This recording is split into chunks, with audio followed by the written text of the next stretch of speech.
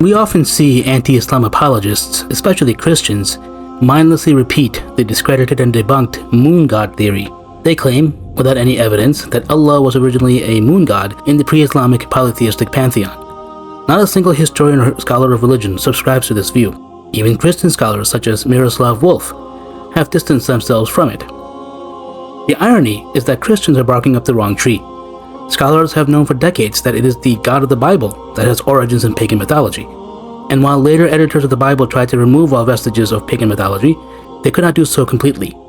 The nefarious influence of polytheism and idolatry can still be detected by those who know what to look for. This video will provide some examples. Multiple pagan motifs are found in just one chapter of the book of Daniel, chapter 7. In one of his so-called visions, the prophet Daniel allegedly sees Yahweh sitting on a fiery throne with wheels. He is described as the Ancient of Days, but also as wearing white clothing and having white hair.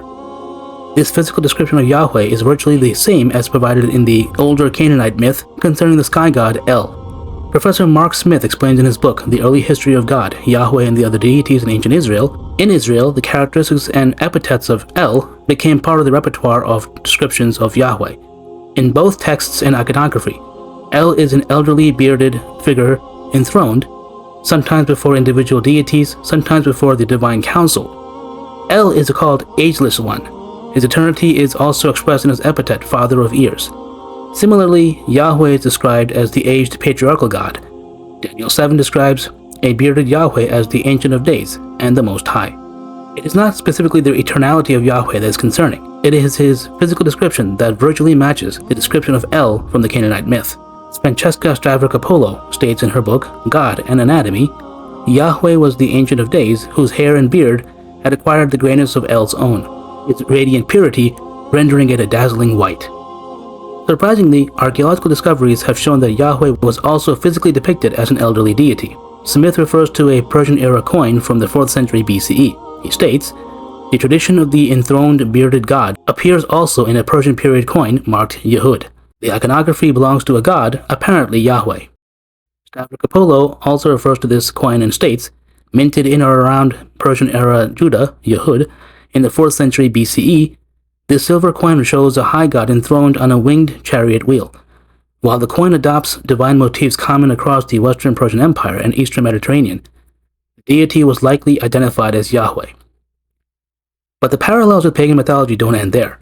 The vision in Daniel 7 continues, and a being called One like a Son of Man approaches Yahweh's throne. His arrival at the divine council is interesting. He arrives with the clouds of heaven, and is given dominion by Yahweh. This closely resembles the myth of Baal, the son of El in the Canaanite pantheon.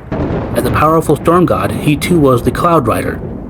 As Stavrakopoulos explains, underlying this biblical vision was a much older, long-lived mythic image of the aged high god El, who granted the young cloud rider Baal kingship in the heavens.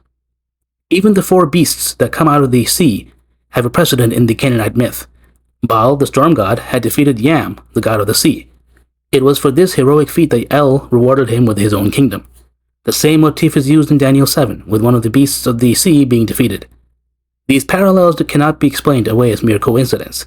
The presence of multiple motifs in the same chapter, all of which are found in much older pagan myths, is a telltale sign of the dependence of the Bible on sources from the broader ancient Near East. And there are many, many more examples.